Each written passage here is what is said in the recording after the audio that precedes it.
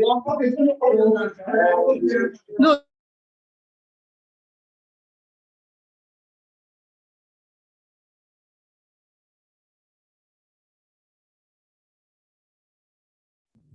Hi, hello.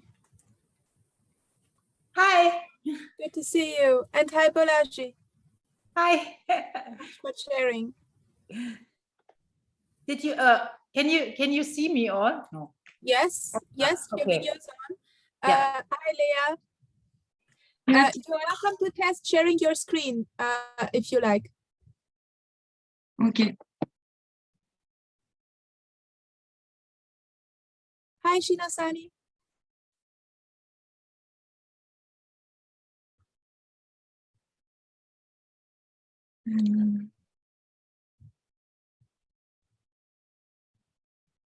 Is it okay? Yes, we see it full screen. Perfect.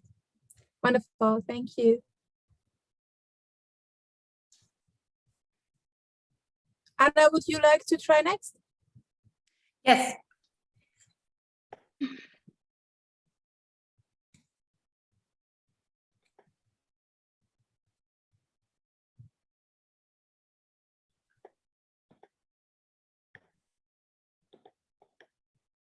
Can you see it?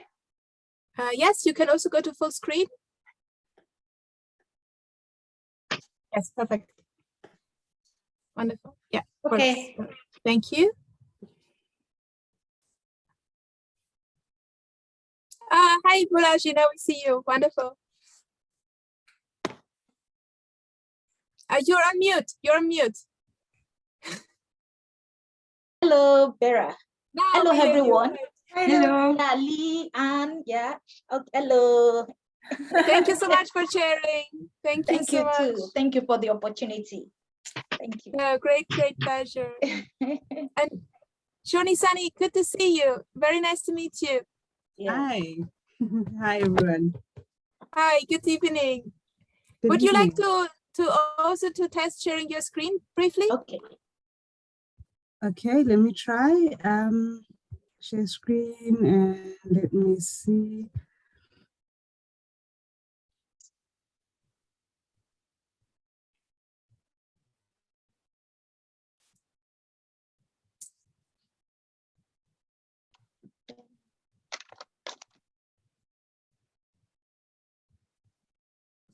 Hello, Lee. Lee, I don't need.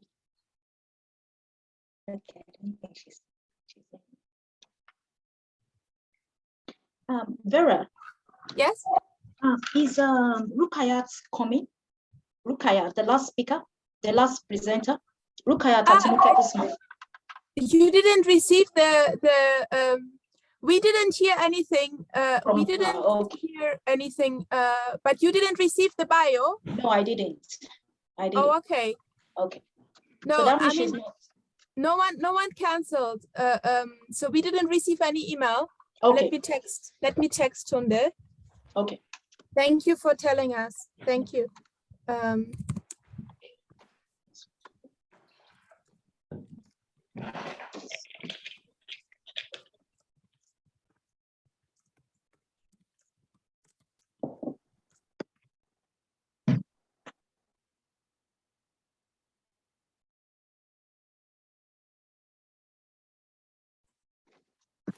Okay, I just asked Tunde, perhaps he has information, but I didn't receive any info.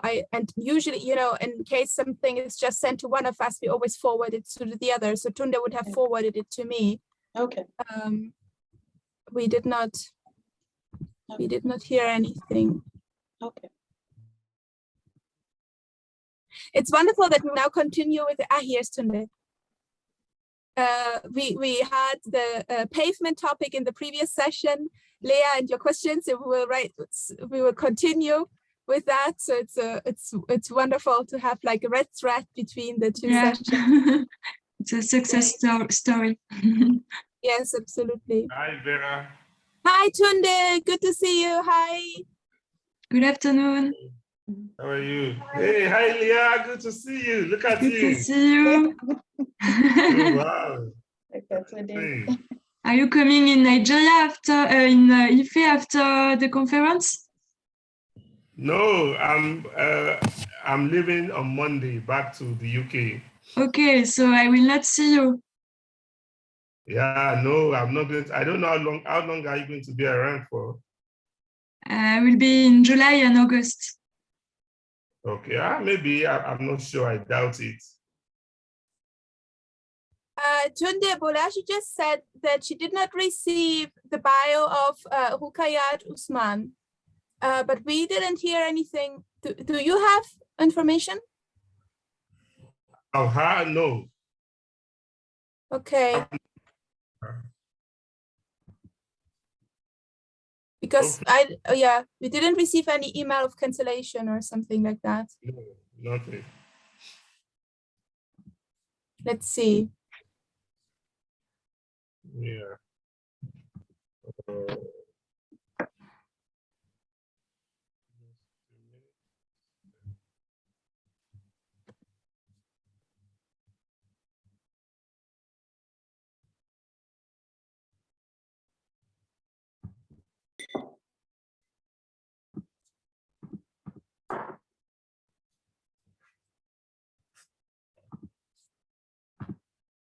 And also I don't see her in the audience, because sometimes it happened in previous sessions that some of the speakers didn't manage to log into the panelist room, and they arrived in the audience room, and then LSA was so kind to switch them over to the correct room, but it's not in. I don't see her in the audience room either. So in this case, then there would be more time for the questions at the end. Then we have four speakers, but we just lost Shonisani, no? Is that? Joining from Johannesburg. She left the room. She lost connection, perhaps. Okay. Yeah, because she was here, and now she. I hope it's not load shedding again as it was with Ruth in the previous session, because I think she's also based in Johannesburg, right? Yeah. Let me try to share my screen. Hi, Bolaji, sorry. And hi, Hannah. Ogami. Hello. All right, thank you so much.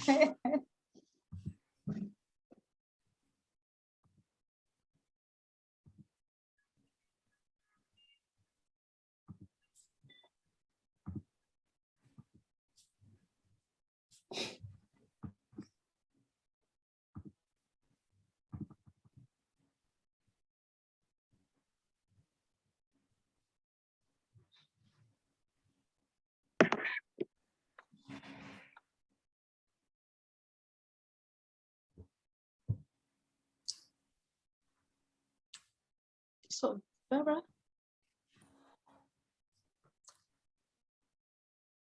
I think I will send her a message also with my WhatsApp number in case she has problems reconnecting.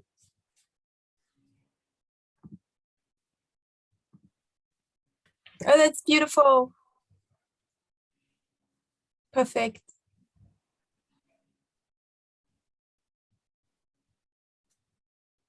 So excited to hear about this new project, Tunde.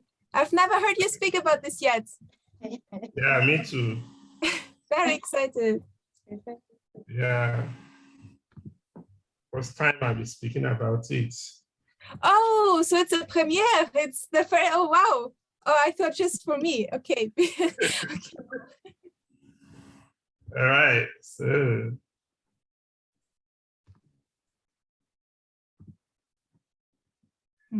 Where is Shonisani? I hope it's nothing serious with her connection, because she still hasn't rejoined yet.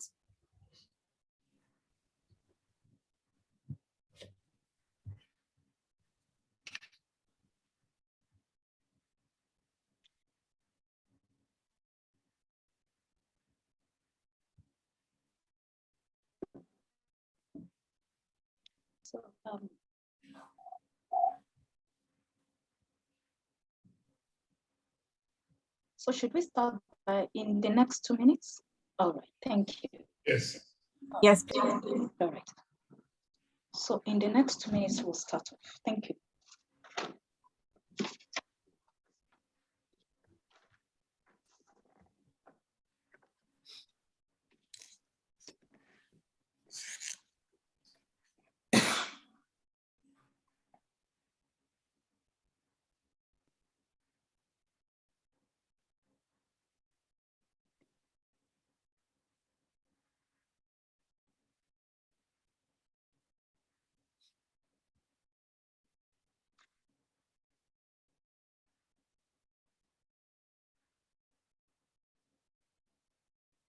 Rukayat is in the I see her in the audience now.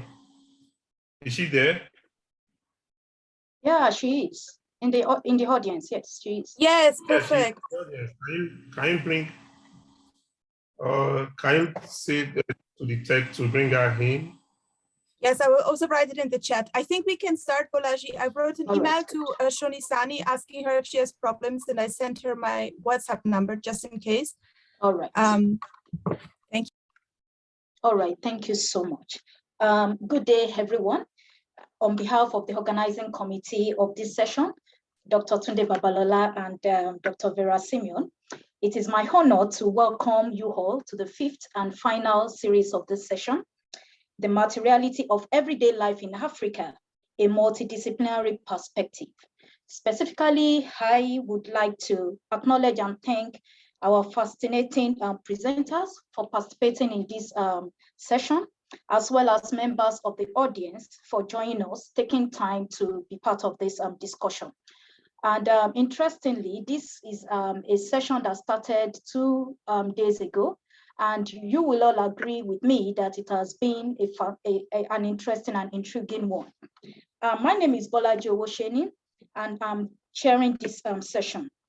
So before I introduce our speakers, I would like to make a few announcements to the speakers and to our wonderful audience.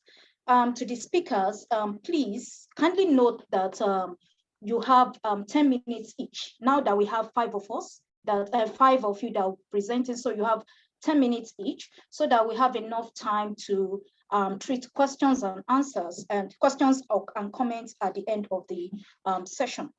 And while you present, I know that we might, in most cases, we might be carried away, out of the excitement of our presentation.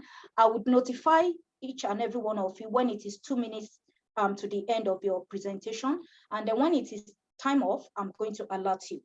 And then to the audience, please kindly use the chat box to type in your questions, which will be treated at the end of this session. And if you would like to also talk or speak after the whole session, you can use the raise hand button. So without further ado, I would like to introduce our first speaker, Leo Roth. Leo is a PhD candidate in, please, I hope I'm loud enough. Please, can you all hear me?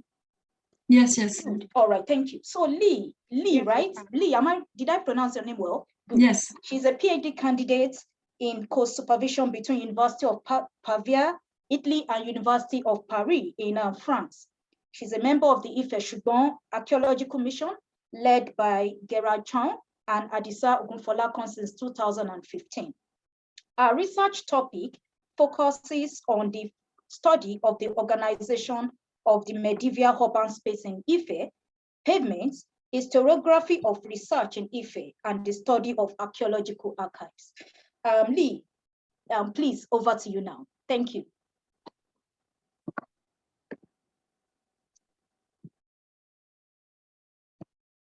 Thank you, Bola. Do you hear me well? Okay. So first of all, I would like to thank very much Tunde and Vera for having organized this very interesting panel and for giving me the opportunity to participate. I apologize in advance for my terrible English and my bad pronunciation of the Yoruba words. The title of my presentation is very ambitious, so I will try to keep it general enough for those who are not familiar with the archaeology of the region, and I hope not to be too boring for those who are.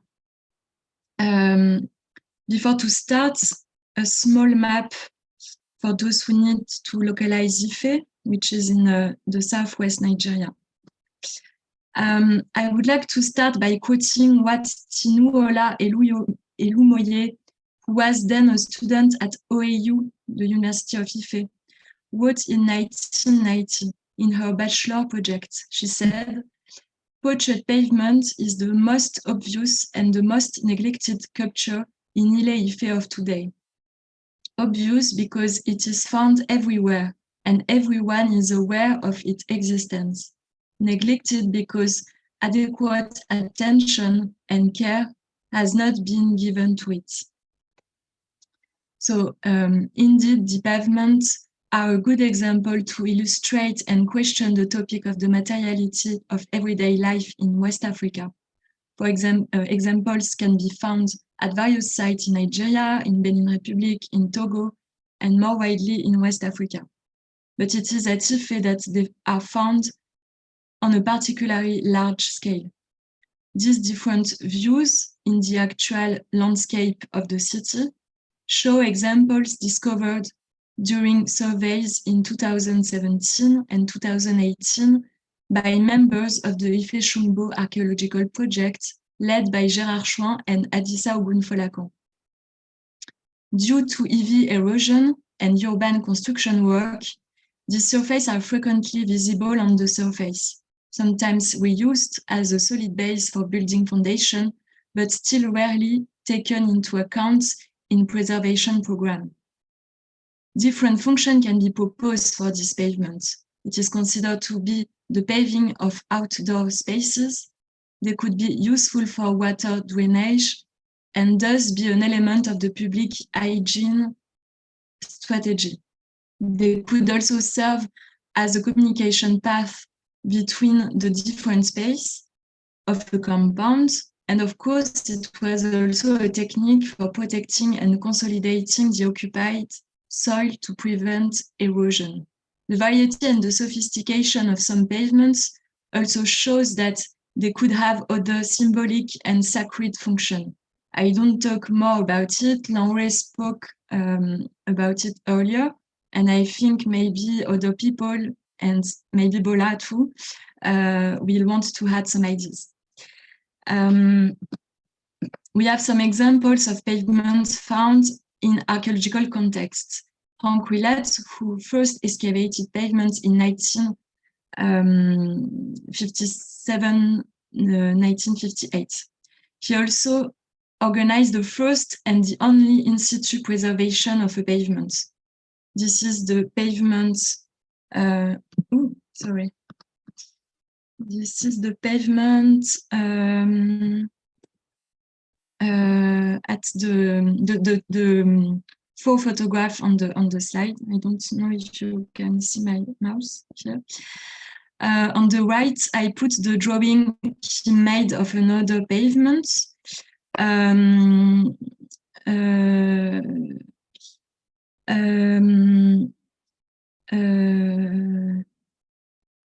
He discovered it in the Catholic Mission of Ife, which I believe is the first published drawing of an Ife pavement. Then, in the 70s, Peter Garlek excavated two sites, Boye Asiri and Obalara's land, where he discovered pavement of remarkable quality of execution. Peter Garlek was the first to publish in detail his excavation in Ife, so the pavements found on these two sites are pretty well documented. Also, he was concerned to understand the organization of space. He tried to identify various characteristics of the building built in mud based on the pavements, which were the last visible architectural remains. Ekpoyo had proposed to use the pavement as a basis for three cultural phases: the pre-pavement area, the pavement area, and the post-pavement area. Others have suggested revision to the chronology, notably Drewal, who divide the paving phase into an early and a late phase, which seems to have been adopted by Garlick, who sees the pavement at Itayemu as an example of the early phase and the pavement at Obalara's land as an example of the late phase. While the pre-pavement phase seems to agree on the 10th-12th century, the post-pavement phase differs more easily from an author to another. Following the latest radiocarbon dating, we propose to place the end of the paving period at the end of the 14th century. But of course, the long-term reuse of this surface still asks many questions. Now I'm going to talk a little bit about some ongoing work that some of you are involved in the framework of the Ife-Shombo Archaeological Project. At Oduduwa College, we started excavation in 2018. One pavement was excavated, which is quite tight and extends in length here, reminding us a footpath. In 2021, a second pavement was discovered. It is P2 on the photograph. The P2 pavement is on the same level of P1 and is very close to it. The two pavements, P1 and P2, are connected by a line of stone and a large pottery edge here.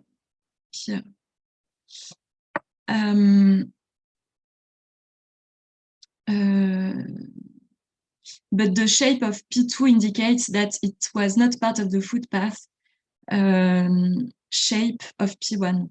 These pavements are not the most sophisticated type found at Ife and have evidence of reparation, as observed by others, notably Garlick. The gap between P1 and P2 could indicate the location of a wall, but it's still an open question. Last year, I started preliminary excavation on the collapsed Ogunfolakan family house in Lojomo compound. The house probably dates from the 19th century and has not been occupied since the 70s. Along the front of the house, portions of pavement were visible in layer below the cement floor level of the house. Two sections were cleaned along one of the sides of the collapsed house, on either side of the stairs that originally led into the house.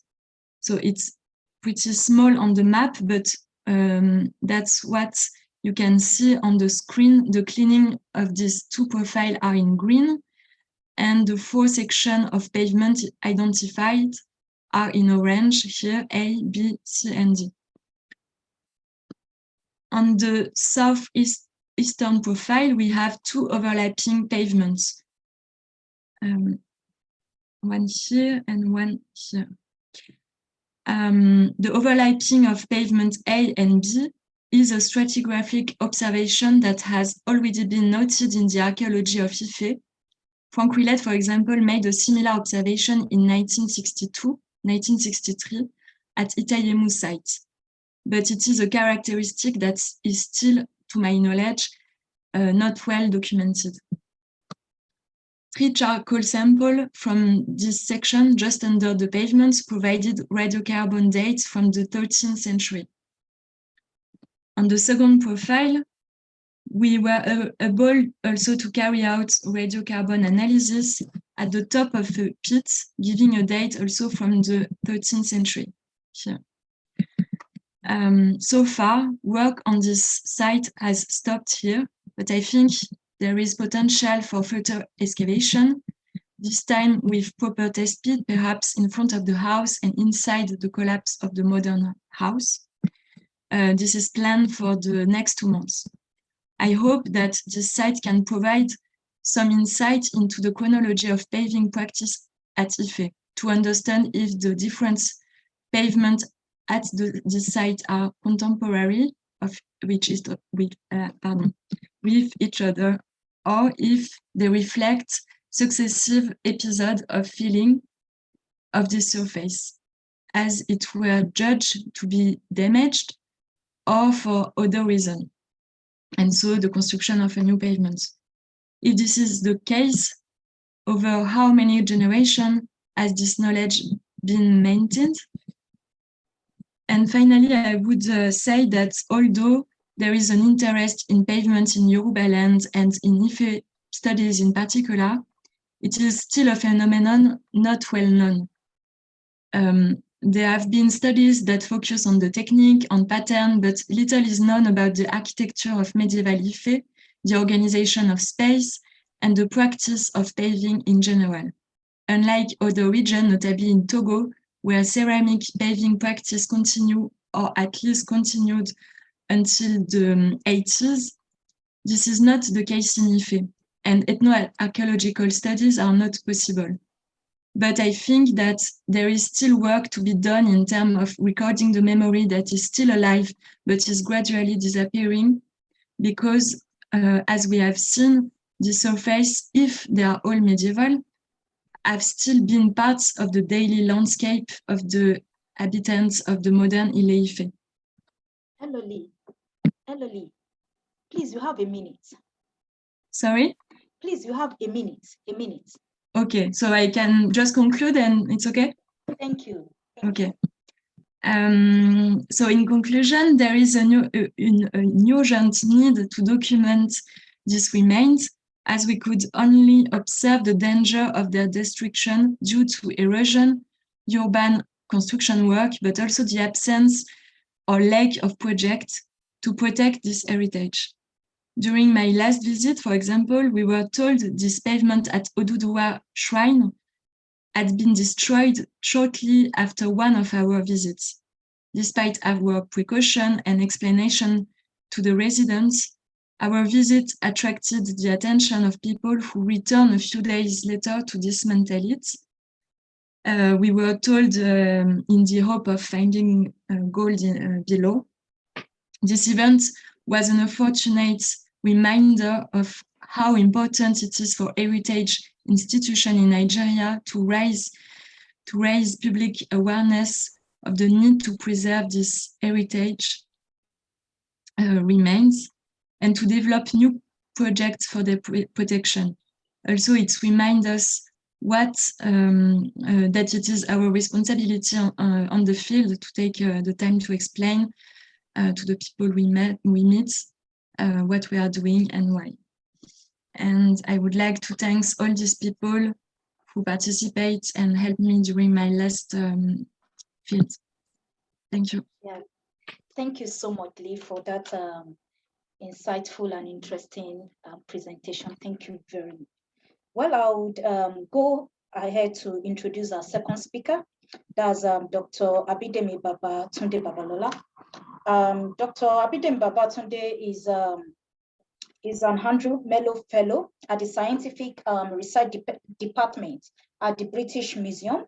And before then, he had also been awarded several postdoctoral research, among which are the Smoot Research Fellow, that's at the University of Cambridge, and several others. And Dr. Tunde Babalola had his PhD in Rice University, USA, and his research focuses on the intersection of science, technology, innovation, and the emergence of complex societies in early West Africa.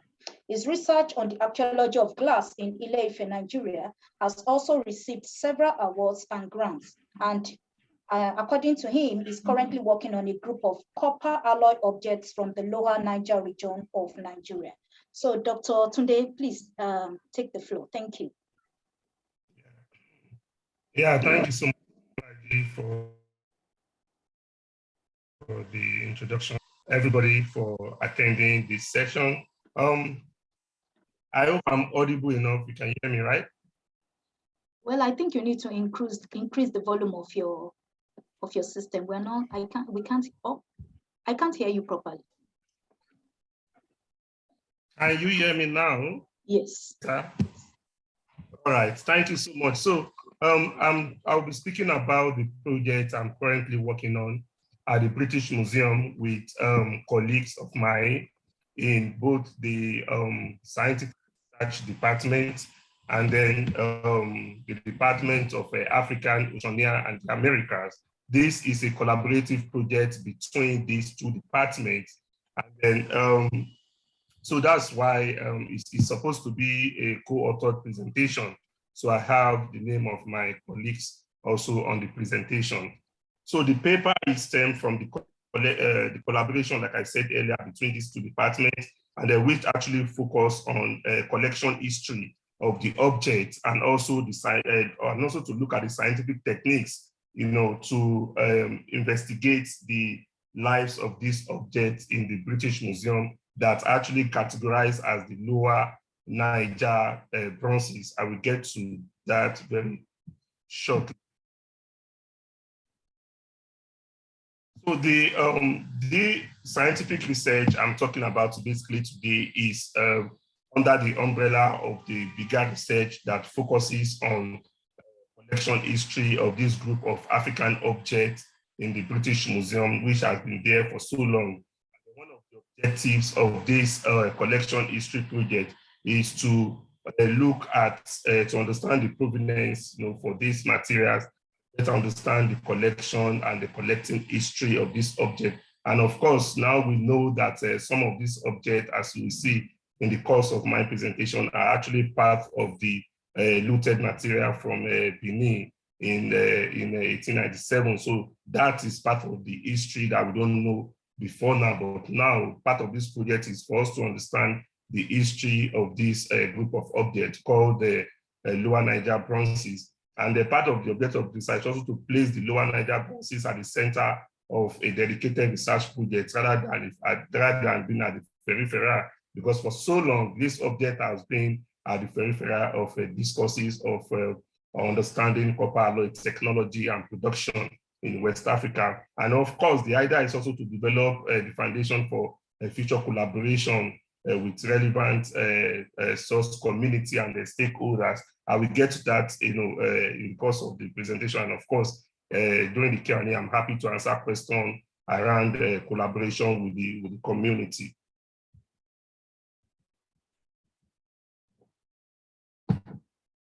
So the Lower Niger bronzes actually are a group of material bronze copper alloy objects that they are a group of copper alloy objects that actually classified by William Fagg in the 50s as part of Lower Niger bronzes.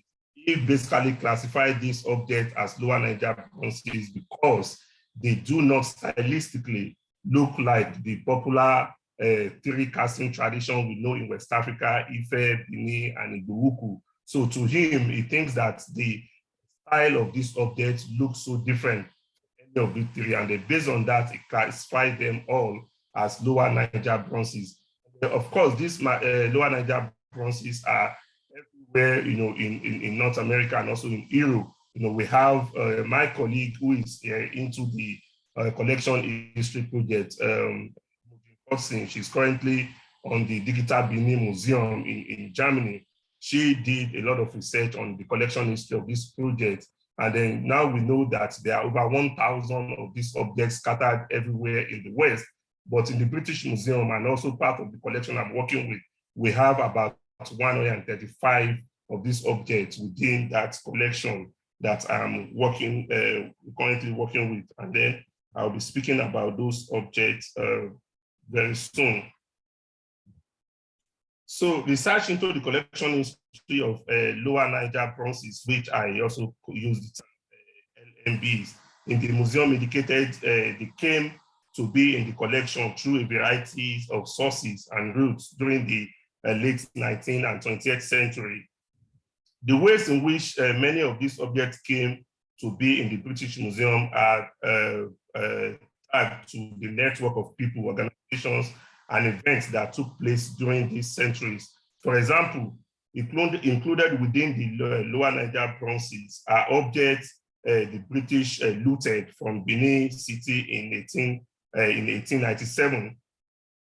And then there are also other instances of objects in the British Museum collection that were presented by the colonial government of southern Nigeria, such as the group of over 79 objects from the Yaku Obolu shrine in southern Nigeria, donated in 1905 after the shrine was looted and destroyed in 1904. So this is not, this is not the case for all the LMB objects. Other objects were actually traded, exchanged, and were actually donated to the museum. It's not all the objects in LMBs that were part of this British looted in Nigeria. A lot of them were actually donated, to the British Museum. And like I said, this research on the Lower Niger bronzes to use the scientific techniques to understand the materials is rooted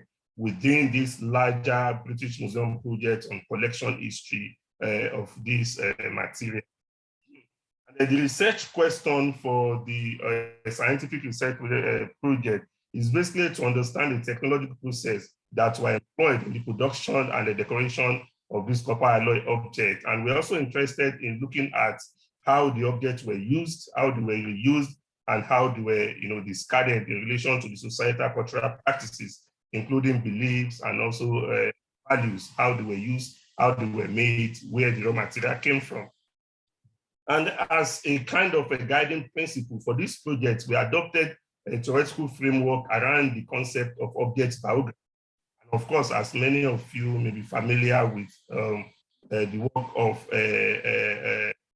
and also talking about cultural biography of things. So we think for us, understanding this object, this theoretical framework allows us to understand these objects not only from the time they were donated or they found their way into the British Museum, but also how the trajectories through which they found their way into the museum before, during, and after they arrived at the museum. So these are the questions that we try to answer. And then we also believe that in answering this question of object biography of the object, it is very important to have an understanding and to employ the Kopulukono's idea of indigenous hermeneutics, which will actually help us to understand how these objects were used within the local cultural epistemology and belief. For the scientific method, we actually adopt several scientific techniques, including optical microscope, X-ray fluorescence, CT scanning, and the scanning electron microscopes, which is SE.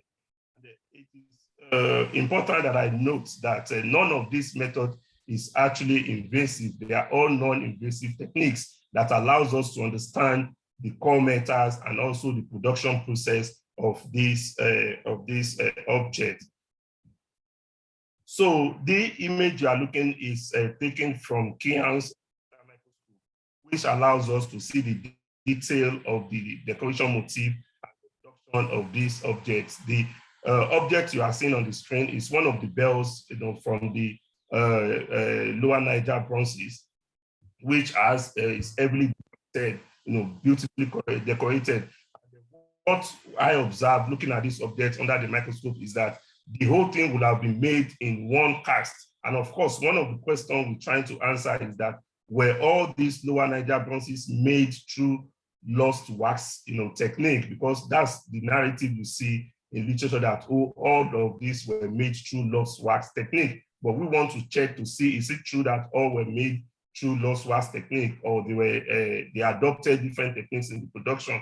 And what you see here is that it appears that the whole bell was made in a single cast, and all the details of the decoration, the concentric circle, the line, the incision, everything were actually made, into the mold, the wax, before the production, before the cast, So it's a kind of single cast, and the loop also of the bell will have been made in one single cast. It was not added later. And one thing that I observed on this is on the lower right of the screen, those incisions on the lower nose of the bell appears to have been incised, perhaps after the, will have been post-cast addition, because of, if you look closely, you see that a corner of the incision is kind of bulging out, which could actually account for where it was actually chiseled out to form that incision. Of course, this is still very tentative. It's one of the production techniques that we intend to look thoroughly into. And what you see here is images from the CT scanning of some of the objects. And what this allows us to do is to look into the object, especially those objects that are dense, that you cannot really see, physically, perhaps how they were made through this CT scanning to see how they were made. So what you are seeing is a bangle, copper alloy bangle, which was made by casting and twisting and hammering. Again, this object shows that this was not cast. Perhaps this was hammered and twisted and rolled, as opposed to this idea that everything is cast. Again, we have this object from the collection, which is labeled as a brass object from Ekiti. No chronological label on this one. So, but what we see, taking this through scanning, CT scanning allows us to see, to look into the chamber of the container. Now we know that the chamber is empty. And of course, it is not surprising because there is a kind of a production defect underneath the chamber that has a little hole through which we can see, we can see into the inside. We see that there is nothing there. But this looks like a container that will have been used in keeping tiro, the eyelash or mascara, whatever that they use in the traditional body beautification. And interestingly, another thing we see in the scanning is the screw line that you can see on the upper part of the container. Perhaps it was made in order to be able to cover up the opening at the top. Well, we don't know if this was actually screwed or it's kind of a fiber that was used, to make screwing easy. And on top of the lid here has a kind of a human face, which is really, really interesting. Dr. Tunde, sir. Dr. Tunde, you have a minute. Yes, ma'am, thank you. So in terms of the composition, what we try to do is to look at the compositional group of this object. And this image here on the lower left is showing where the Benin Ibuku, we know that Ibuku falls on this side of a leaded tin, alloy. And then on this side, we have a Benin, which is more leaded zinc, which is more kind of a brassy. And then you see LMB, which is the red, scattered everywhere. So we try to understand on which axis of these two traditions will this LMB actually belong. And then finally, like on the case of looking at the case of object biography, the image on the screen, the one on the right, is actually one of the bells that were collected and brought to the British Museum from Nigeria, and perhaps have been used in Nigeria.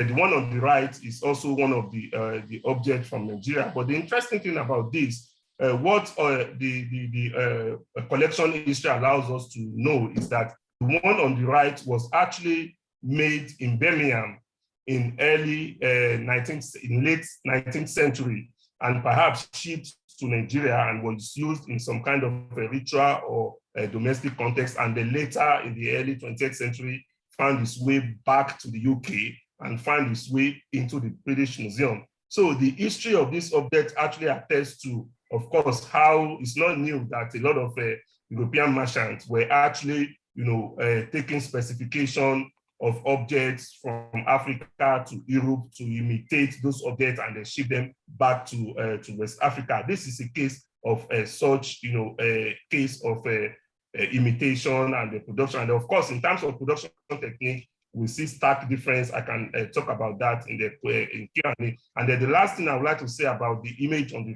right, the Birmingham one, is that we discover from the analysis, compositional analysis, we discover there is high concentration of lime and the iron on the surface, from the substance on the surface. And that actually reminds us or points us to perhaps how this object was used. Perhaps it was used in a shrine context, and also some form of libation or ritual objects were actually offered and poured on this object. And what we see from the composition would have been the residue from some of these ritual items that was offered as libation of this object. So I think I will stop there and ready for the Q&A to answer your questions. Thank you so much for listening. Yeah, thank you so much, Dr. Babalola. I could see that you have a lot to share with us, but because of time, please bear with us. Our next speaker, our top speaker is Anna Helfer. Hannah, please, I hope I pronounced your name well. Yes, Anna Helfer. Yeah. All right, good. So Anna holds a bachelor's degree in art history from Goethe University in Frankfurt, Germany, and also a master's degree in social and cultural anthropology from Freie Universität Berlin in Germany. She's currently a PhD candidate, also at the same university in Berlin, where our project looks at recent debates on the idea of negritude in Dakar's Senegal contemporary art, appropriation and demarcation processes as an artistic strategy of a decolonial practice. Our other research interest includes contemporary Africa art history, histories of entanglement between Africa and Europe, and post-colonialism and decolonial research approaches. She has also worked in various museums in Germany and Berlin. So, Han, please take over. You can take over the floor. Thank you. You can take the floor. Thank you. Thank you so much introducing me. So, does everybody can see my screen? Can everybody see my screen? Okay. Yes, we can see your screen. Okay. Okay.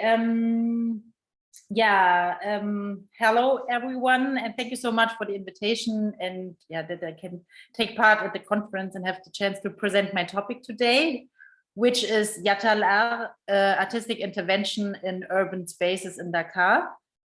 And this art project has been a part of my 7-month field research in Dakar, Senegal, the most West African country in Africa. So in my PhD thesis, I briefly investigate the contested philosophy of negritude and how it is still active and relevant in artistic and intellectual practice in Dakar. Negritude is a philosophical, artistic, and political emancipation movement, which is defined by Leopold Sédar Senghor as the sum total of Negro cultural values and a particular way of relating to the world. In that sense, I deal precisely with the question of preservation of cultural heritage and local traditions through artistic processes. The artistic initiative Yatalar, which I would like to present today, takes up these questions and illustrates very well how to situate artistic practice within a particular art history in tradition in Senegal. The name of the art initiative Yatalar means expanding art in Wolof, the dominant language in Senegal.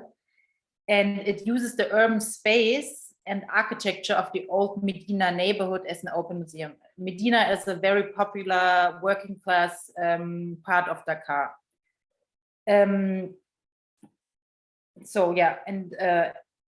Which is the open museum, which is also called Le Musée à ciel ouvert.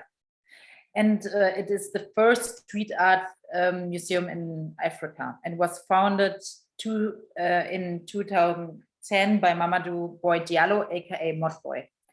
And since then, 85 artists painted their ornamental frescoes on the walls of the traditional houses, most one-story low-rise buildings where extended families live together across generations. Here you can see Modboy. Here's to see is Modboy and some works of another artist called Pape Diop. They built also art installation from plastic bottles and wood and displayed them in the street of the Medina, where the ephemeral work became art for everyone. The murals depict people, abstract paintings, cultural, everyday, and religious symbols such as Dakar Karapit, the national symbols of the lion and the baobab tree, and the Murid leader Sheikh Amba Cheikh Amadou Bamba, as we see especially in the work of Pape Diop. In the center of Motboy's project is the idea to make art accessible while preserving and enhancing local tradition. He says in our conversation, it is important to make art for the community, its rootness, otherwise we could get lost. So preservation of buildings is important because it reminds us of history. Motboy emphasized here the importance of the preservation of cultural and social practices and knowledge, which are strongly connected with the urban sphere. On one side, the murals are decoration and enhancement of their own neighborhoods, but they are also a political reaction of the rapidly changing urban landscape through large-scale real estate project, which is accompanied by the displacement of certain social groups, as Motboy says further in our conversation.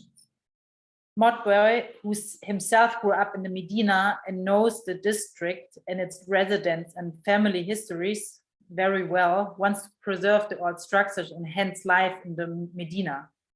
The murals frame, so to speak, everyday life in the Medina, where people work in a dense infrastructure of grocery stores, auto repair stores, carpentry, hardware stores, restaurants, and where children go to school and play in the streets, where community is lived. So the paintings claim a part of life, have inscribed themselves in the architecture. They have appropriated the urban space. The appropriation of urban space and the claiming of the city through art like graffiti has a long tradition in Senegal and can best be described along with activist movements such as Set Setal in the 1980s.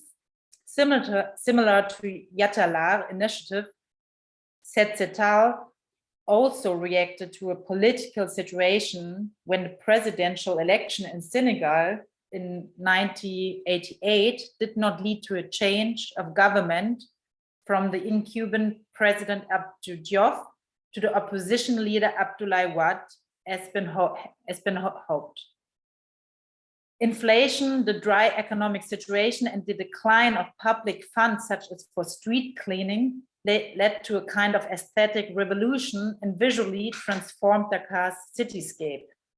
In particular, the youth of Dakar put the energy into cleaning and labeling their neighborhoods, hence the name Set Setal means to clean in Wolof.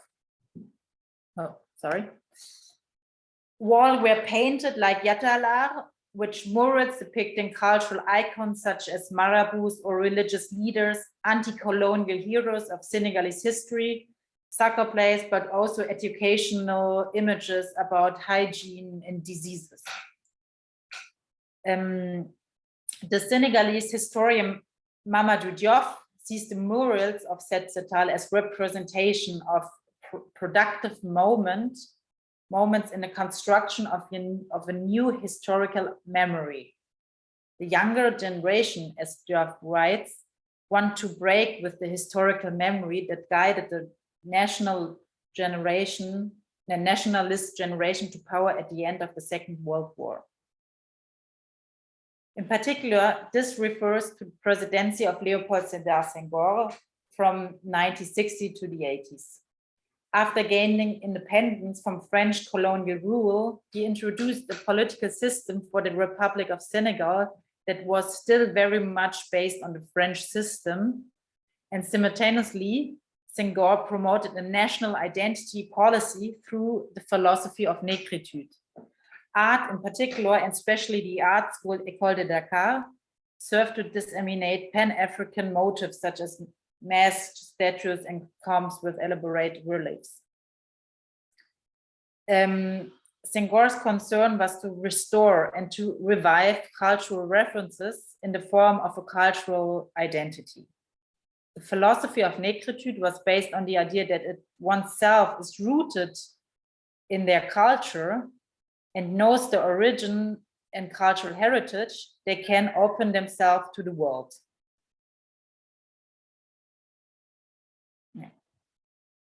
already during his presidency, Senghor's cultural policy was criticized by many African and European intellectuals and artists. Thinkers like Frantz Fanon critically emphasized the flawed construction of a romantic African past that distract from current real post-colonial realities. And the artist collective, collective Laboratoire Argiard, which has existed since the 1970s in Dakar, also saw in the philosophy of negritude the reproduction of African stereotypes, which obscured the reality of daily life. Especially with the recourse to tradition and the African past.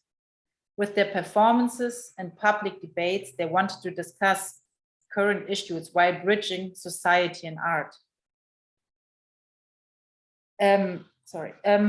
As with Setal and Yatala, Laboratoire Argiard took art to the street and used urban spaces for artistic expression.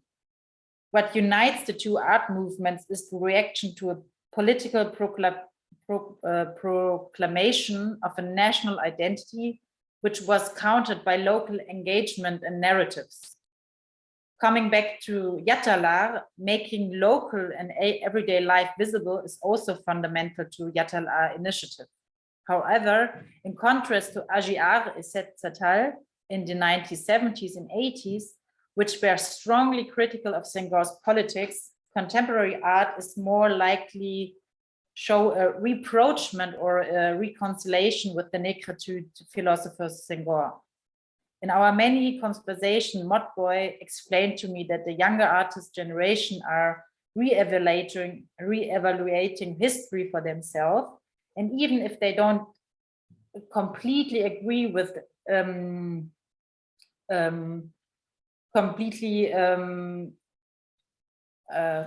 agree with the approaches of Senghor or even other Pan-Africanist thinkers like Cheikh Anta Diop, they think that the preservation of one's cultural heritage is fundamental for the young Senegalese generation, especially against the backdrop of the still existing new colonial structures and Western domination.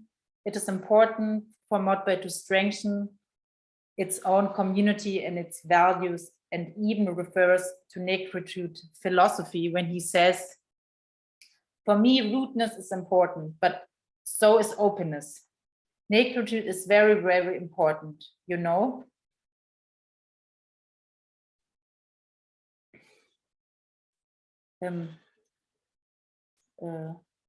Sorry, so yeah, the dialectic of rudeness, the dialectic of rudeness and openness of negritude philosophy is evident in Yatalar's local situatedness in the Medina neighborhood, and through the encounters between residents and visitors to the street art museum. Motboy, for example, often gives guided tours to people interested in art and leads them through the streets of Medina. In doing so, it is particularly important for him to talk about the neighborhood, its history and inhabitants. During the walks, you notice how he knows everyone, greets them, introduces them to each other, and has a chat here and there. For him, art is first and foremost a social practice that is shared by a community, cultural particularities which everybody knows. Art is inclusive. It is the African tradition as the sabar, that's a dance, the storytelling of the griot. Yes, it is inclusive because everybody knows how to sing, everybody knows how to wrestle like a wrestler, everybody knows how to dance, knows the beat. And the same is with painting, with art in general. The reference of other tradition, be it dance, song, oral tradition, the way of passing one's stories and knowledge is also emphasized by other contemporary artists. My impression is that there is a tendency in contemporary Senegalese art to construct identities similar to Senghor, to valorize and reinforce African cosmology, local knowledge, tradition, realities of life, rather than, for example, to appropriate Western models of life. In Motboy's case, this can be seen concretely in his understanding of art, which distinguished itself from Western art by saying that art belongs in a community and not in a museum or a gallery. Anne, please, you have a minute. Okay, I'm almost done. A final example that shows the interconnectedness of art in the city is an artistic project named Checkpoint and was curated for the biennial of Dakar this year by Motboy. Here, Motboy installed a shipwreck of a pirogue, a traditional fishing boat, and placed it in the Medina at the Port de Pêche de Soumbédioune. Motboy addresses here the sensitive topic of the migration to Europe and the high-risk crossings. The wooden remains of the pirogue is displayed by Motboy as a mute testimony to the tragedies of the many failed crossings. The name of the 5 people who died, as well as transcripts of newspaper articles, are drawn by Motboy on the inside of the ship torso. So I conclude, for me, these examples from the Senegalese artist Motboy shows a striking similarity to the Pan-African philosophy of negritude in recurring to all cultural practice, religious tradition, and semiotics, which are inscribed in the modern materiality of the public sphere. We can therefore see the effort to combine these sets of knowledge that are still not completely secured of a so-called African identity, rooted in a devastating colonial past with a yet still unknown future for the new generation of young Senegalese. In this context, making one's own cultural particularities and values visible on a daily basis is all the more important. Yeah, thank you. Yeah, thank you so much, Anne, for that wonderful presentation. Thank you very much. Now we are going to introduce the next speaker. That's Shoni Sani. Shoni Sani, right? Good, thank you. So Shoni Sani is a lecturer in visual arts in FADA, University of Johannesburg, specializing in painting. She is also a PhD candidate in art and design at the University of Johannesburg. Her recent research interest is centered on material narratives or traces embedded in crocheted dollies, which stems from her personal experience with her mom, who would decorate her home with artifacts such as ornaments, tea sets, and crocheted dollies as forms of self-expression in order to maintain a status of respectability. She is interested in respectability as an important strategy amongst the South African Black middle-class homemakers. Please, Shoni Sani, please, you can take the floor. Thank you.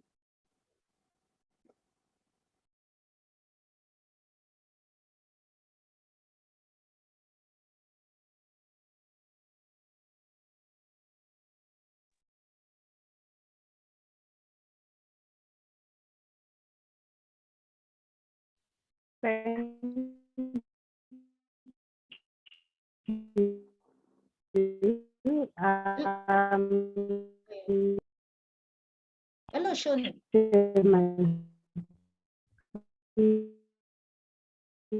Hello, Shoni, we can't hear you.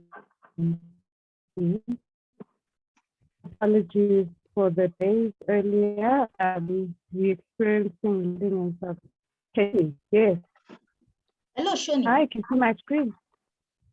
Yeah, we can't see yours. We can just see thank you. Yes. We can't see the full screen. Hi. Okay, can you, or will you prefer to switch off your video so that we can see you better? We can hear you better, please. Oh, okay, I think the network has cut her off again. Maybe pending the time, we can call on Rukayat, so she can then be the last speaker. Rukayat, I hope you wouldn't mind. Rukayat? Hello, Rukayat. Hello. Yeah, I hope you wouldn't mind. We would like you to. Oh, not at all. Thank you so much. So I would like to introduce, yeah, I would like to introduce you first, please. Thank you. Yeah, I would like to introduce our fourth speaker. Pending the time, we have Shoni back on online. So Rukayat Atinuke Usman is our next speaker. and she's currently a graduate student at the Institute of African Studies, University of Ibadan, Nigeria. Her research focuses on the border shifting and identity remaking among the displaced people of Bakasi Peninsula, South Nigeria. Her interest is in identity, culture, displacement, and borderland. Rukaya, please, you can take the floor. Thank you. Thank you so Hello, much. everyone. I hope you can see my screen. Yes, we can. Yes, we can. Okay. Okay, my slides just finished loading. So I want to thank the chair and the panel organizers for this opportunity. So let me jump in. Let me jump right in to save time. So as my first slide says, I will be presenting on recreating materiality in exilic and protracted displacement, the quest for placemaking by displaced Bakasi people in South Nigeria. Before I continue, I would like to apologize that my video is not on. I noticed it was interrupting my network connection. So back to my presentation. Now, let me give a quick background. It is common knowledge among scholars of culture to argue that culture, its making and its performance is closely knitted to place. Therefore, displacement would engender a loss of cultural identity with it, which means a probable loss of heritage, both tangible and intangible cultural heritage. Both tangible and intangible cultural heritage. So in the midst of displacement, especially for forcibly displaced people, many people might not get to carry items that remind them or link them back to their heritage. So what is the future of heritage for this kind of peoples who occupy liminal positions, especially the displaced people? So based on that background, I argue from two central questions, asking, number one, how can we preserve or remake tangible cultural heritage without objectifying them? And the second part of my presentation tries to answer the question of how displaced or migrant communities deal with remaking heritage in a new place. And the Bakasi people are the focus of my case study. Next, I look at materiality and mobility. Like, what is the place of materiality in mobility, and how does mobility interface with materiality too? So for the immobile heritage, these are closely attached to the physical environment, and most times they are, okay, like the name connotes, they are immobile. So examples include heritage sites and other place-based heritage, like for example, an ancestral grave, while the mobile are mostly formed from or made from materials in the immediate environment. So let me just give a few examples of the immobile. So on this part, I hope you can see my cursor, is an ancient Lalibela church, which was carved out of a rock in ancient Ethiopia. So of course, if the Ethiopians were to get displaced today, they wouldn't be able to carry the church along. The part with the blue arrow, where my cursor is right now, is a granary in Bachama area in Adamawa State, Nigeria, while the one beneath it is an ancient grave atop the mountain of the Kolima region. Well, some examples of the mobile artifact, or heritage that people can carry around is this mat here called Feifei in northern Nigeria, this tinder porch, and this Kenyan mask or totem. Now, I give these images to show that, for example, many objects like this mobile object may still not make it with the forcibly displaced in the midst of fleeing. Perhaps maybe the circumstances were too violent, or they had to batter it on the way to get, or on the way to safer territories. But what is similar between the two images, that's the immobile and the mobile, is that most of the materials used for the making of the both of them are gotten from land. And by land, I mean like the physical environment. So I argue that place, even though a separation from place leads to a probable loss of heritage, place is still the answer to a possible remaking of heritage amongst displaced and migrant communities around the world. So in looking at the character of place, I find that, okay, I find that place and materiality can be co-constituent. And by that, I'm looking at the producer nature of land and its simultaneous character as a product of heritage. So that means that land is a producer of cultural heritage and itself is a product of cultural heritage. And as a product of cultural heritage, according to Tilley and Cameron Dunn, it has texture, it has smell, and I mean, as a product of cultural heritage, rather, it has texture, it has smell, it has scenery, and other such characteristics. As a producer, now it is malleable, it has dimensions, and it has character. So this means that natives or indigenous communities can pick elements from land wherever or the physical environment to remake items, especially items related to their everyday use, what I'll call mundane usages. For example, like that table mat I showed in the picture of the mobile material object. They can pick straws from the bush to remake a table mat, just in case they couldn't carry it from northern Nigeria, for example, to wherever they may get displaced to. Then for land or physical environment to carry on these characteristics, it means that it must have the physical features, which I discuss here, where I say material worldly presences. It must have the physical elements such as trees, rivers, mountains, oceans, and so on, for materiality to be recreated in a new site. And for recreation to happen in a new site, a similar environment, similar to the former environment or the displaced environment, is therefore a requisite.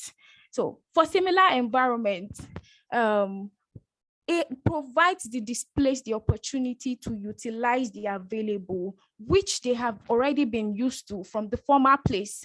And it allows them to focus on the so-called mundane object, perhaps clay pots they had been using in an area that has clay right now. And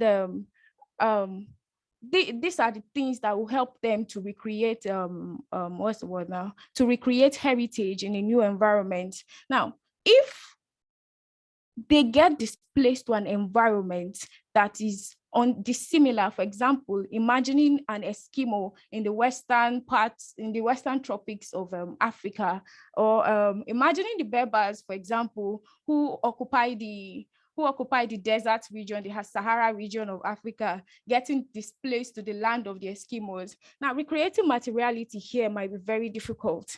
So for most of them, they end up creating what is called symbolic spaces. But I argue that symbolic spaces are limited in the recreation of materiality, except if digitization is the way they would like to go, for example, digitizing pictures of old poetry. But the limitation of that, which I have noticed from my case study, is that at the end of the day, the generation of people will only have pictures to refer to and wouldn't have physical stuff with texture, you know, with dimensions that they can hold and relate to. And that puts the culture on in a propensity to eventually die. So I feel that, okay, back to this, answering the question of remaking or preserving heritage without objectifying it lies in creating a similar environment for the displaced to resettle after displacement. Because when things are displaced outside an environment that is dissimilar to what they used to have before, for example, even in a museum, as Big argues, this means that they are objectified. And this objectification means that the materials are kept in an environment which is not theirs. So moving to the second part of my presentation, which says how the bakasi, yes. Please, you have 2 minutes. Oh my God. Okay, thank you. But how the Bakasi reconstruct heritage in a new place? For context now, the Bakasi people are a marine people, and they got displaced to an area that is barely marine in nature. To help them, the Cross River State government created a law creating the new Bakasi, which is barely marine. So you can see, this is the former map of the Bakasi people, crisscrossed with several creeks and rivers protruding into the Gulf of Guinea. But their new position puts them further inland, which means that a marine way of life has been halted. So these are pictures depicting the former and the new Bakasi. Now,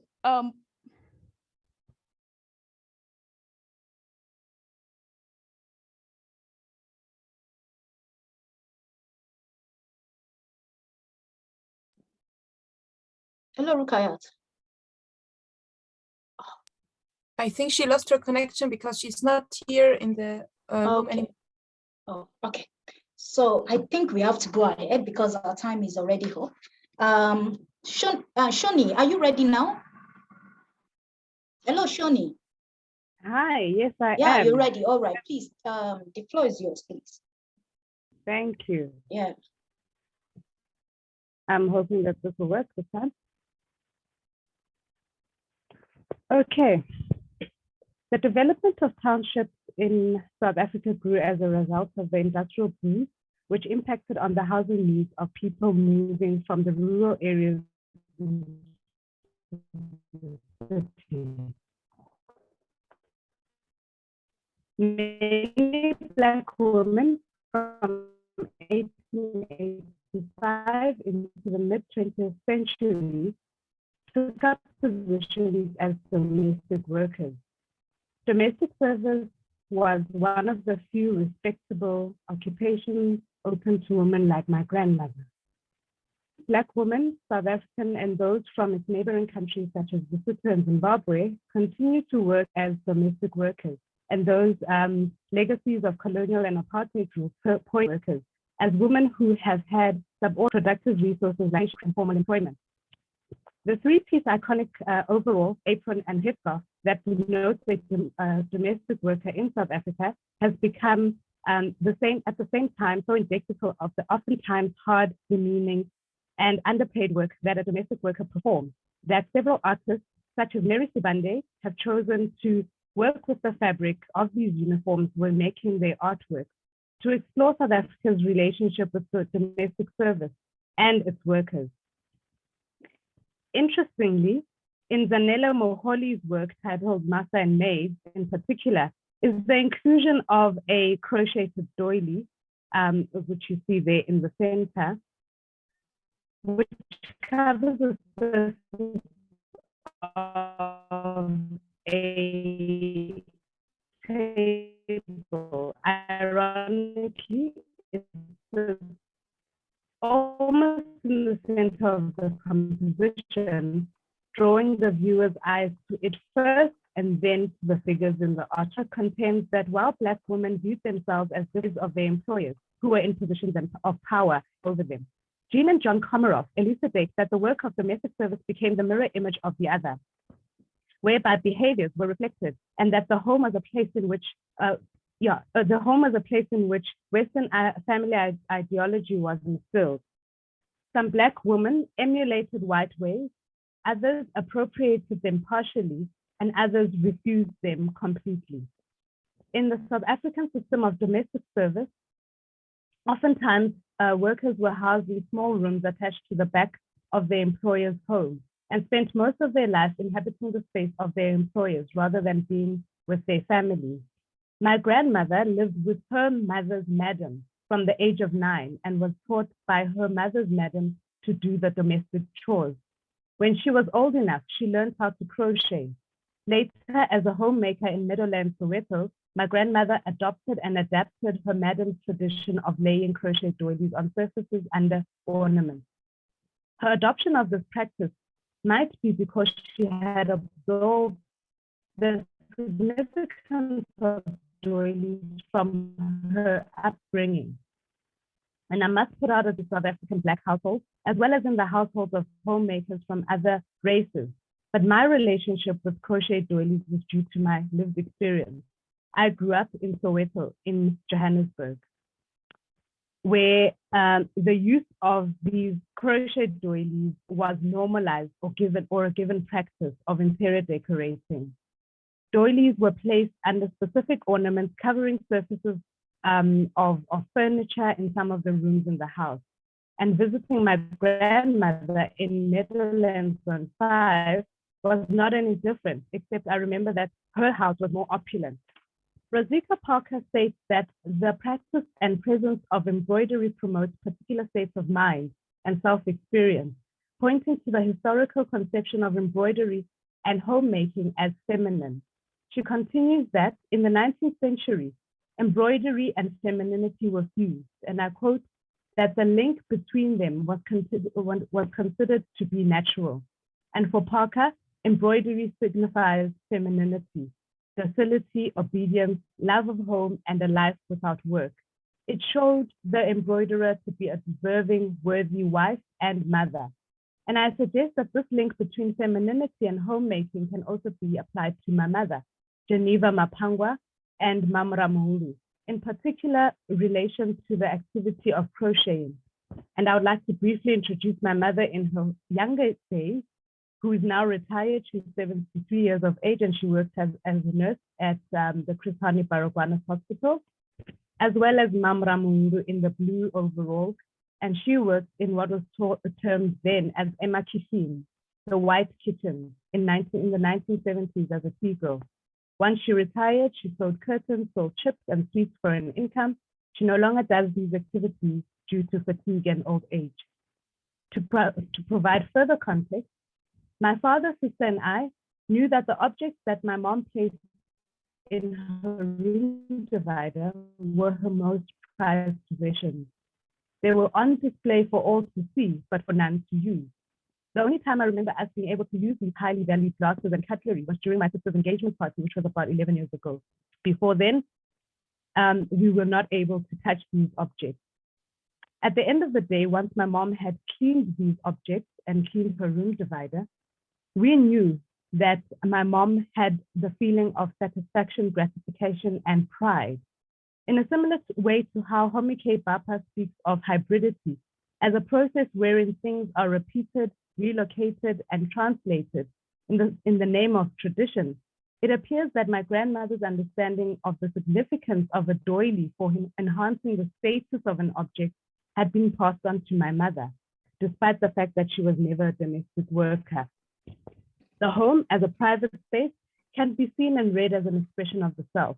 In decorating their homes with artifacts such as ornaments, knickknacks, tea sets, and crochet doilies in particular, I argue that my mom and Mamra Muhulu assert a form of creative agency and self-expression to maintain a status of respectability. Now, the use of doilies as a decorative choice made by women such as my mom and Ramuhulu can be compared to that of the Victorian interior. Shoni, hi. Sorry, Yes. please, you have 2 minutes. 2 minutes. Okay, Yeah, 2 I'm going minutes. to move right along and just speak to you very quickly about, this is Anthony Bumira's work, who uses doilies in his work. And maybe just focusing on my work. In my painting practice, I draw on notions of femininity, respectability, and cultural hybridity in an attempt to evoke notions of representation of doilies and other objects by painting means.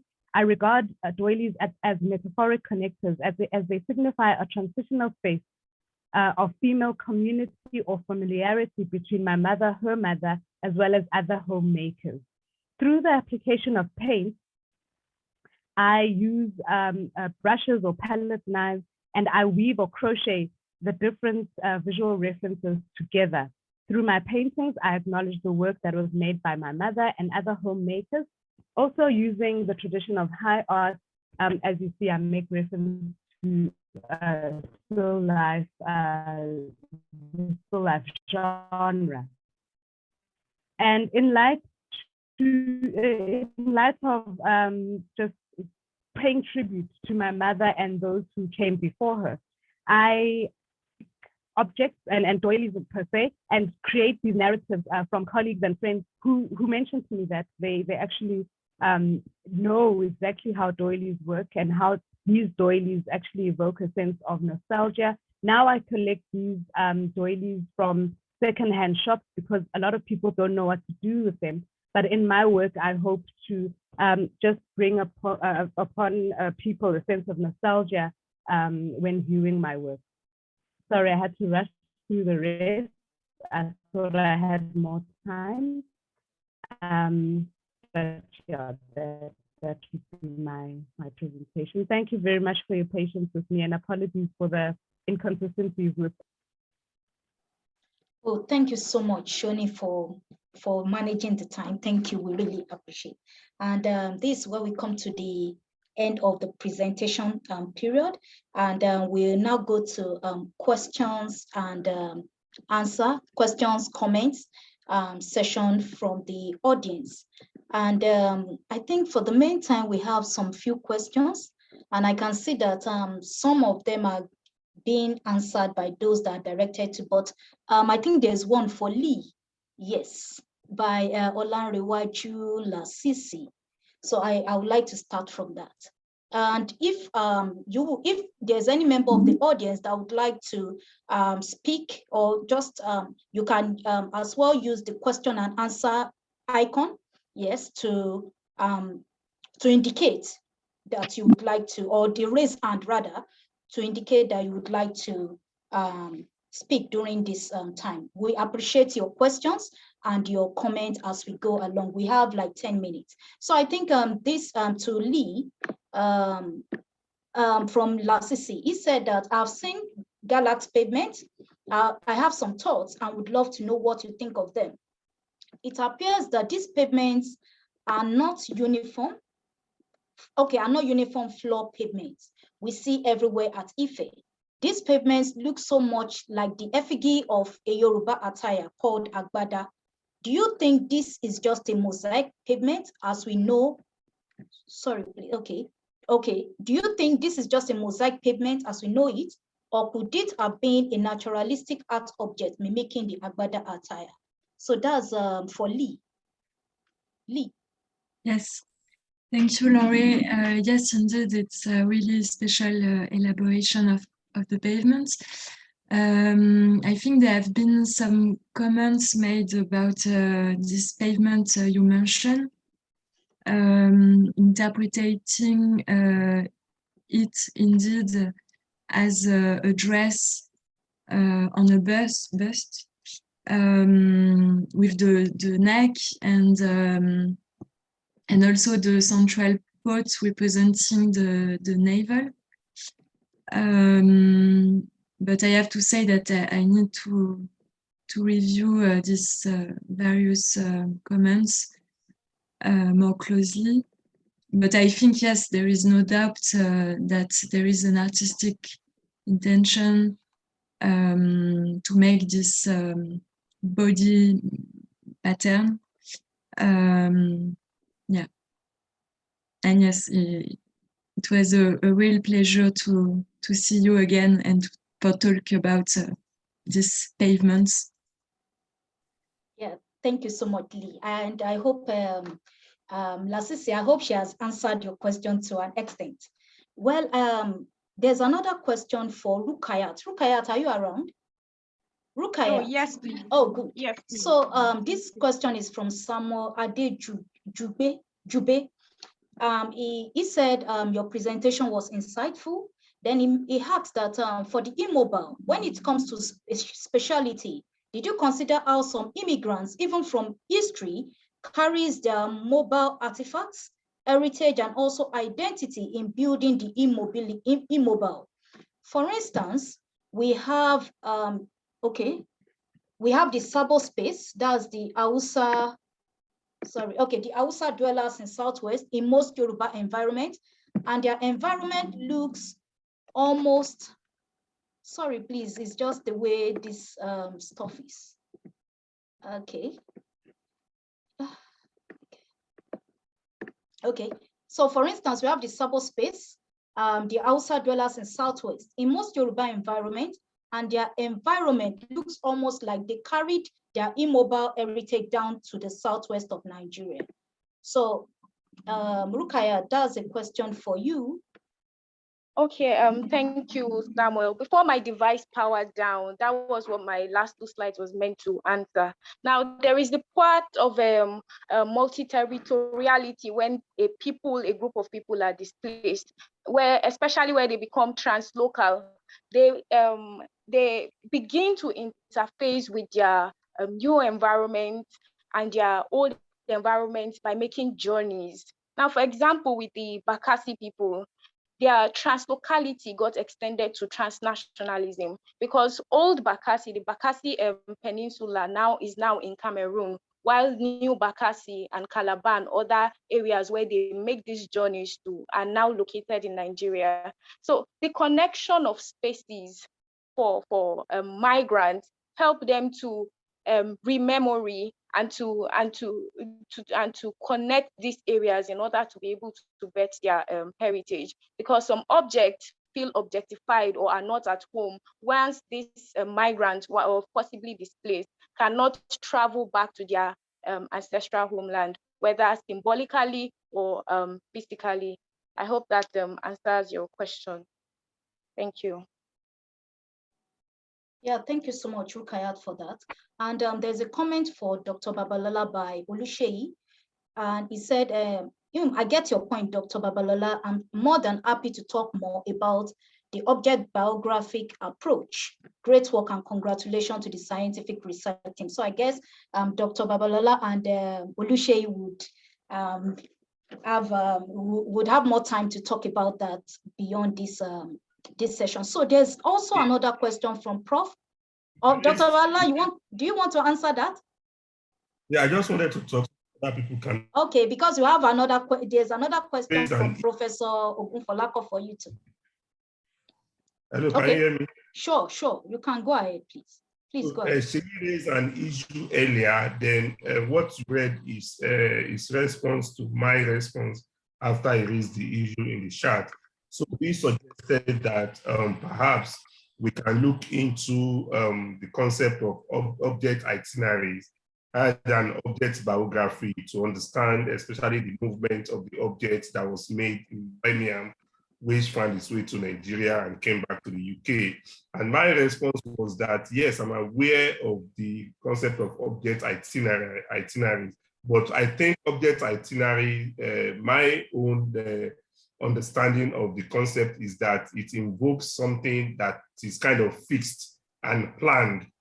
And then when we look at the life of this object, that is exactly what I am trying to do on this project, not to impose some kind of a planned or fixed idea on the object. Of course, when they find their way to the museum, they are kind of kept in a kind of fixed situation, fixed space. However, how they were used, how they were made, and how they even found their way into the museum was not pre-planned and was not fixed. So I believe that object biographies rather than object itineraries will better explain how the objects were used, how they were made, because the life of the object is kind of I see it as something that is kind of cyclical, in kind of reiteration process, rather than something that was a linear movement just from one point to another. And that was why I stick to object biography, not using the object itineraries. Thank you. All right. So this is another question to Dr. Tunde from Professor Ogun. I think Professor Ogunfolakun. Yes, he asks that, do you intend to do comparative analysis of the bronze work from Ife, Benin, and Igbohuku? Yes, part of this project is to look at, of course, from the collection and collecting history of the object, already we know that some of these objects that were classified as lower Niger bronzes actually belong to Benin. Some of them belong to Igbohuku, but they were classified as lower Niger bronzes because William Fagg could not at the time identify their stylistic motif And that was why he grouped all of them as a Lower Niger. So it is part of this project to compare the composition of the LMB object with that of Ife, Benin, and Igbo-Ukwu. First, to understand if any of these actually fall into any of the three. And second, to understand if there was actually different and new, or another casting tradition that are not, talked about in southern Nigeria. Thank you. All right, thank you so much for that. We have Vera asked some questions for all the participants, I guess. And then there's a question from Dr. Simeon to Rukayat. Please, Rukayat, I would like to ask you to write that down, the question, so that you can as well maybe get in contact with Dr. Simeon to answer that. So we give Vera the floor to answer questions. Thank you. Thank you so much, Bolaji. Many thanks to everyone, to all of the speakers for really 5 great presentations. It was such rich material. It would be wonderful to continue to discuss this. Unfortunately, we have only 2 minutes left. So please, I have many questions to all of you, but please ask me to at least, allow me to at least ask the questions to Anna and Shonisani. Before I'm afraid you will probably not have a chance to answer them because we will have to leave the room, and then to thank you all. So my question to Anna was actually with regard to the last part that you showed, the Dakar Biennial, biennial of this year, how much actually street art was then entangled or became entangled with Dakar Biennial and got, let's say, into new dimensions, also international a recognition with regard to this kind of worldwide famous biennial approach. And to Shonisani, it's such fascinating material, the doilies, and I was thinking of the way how, you very elaborately showed the artistic responses to the doily and artistic practices, and then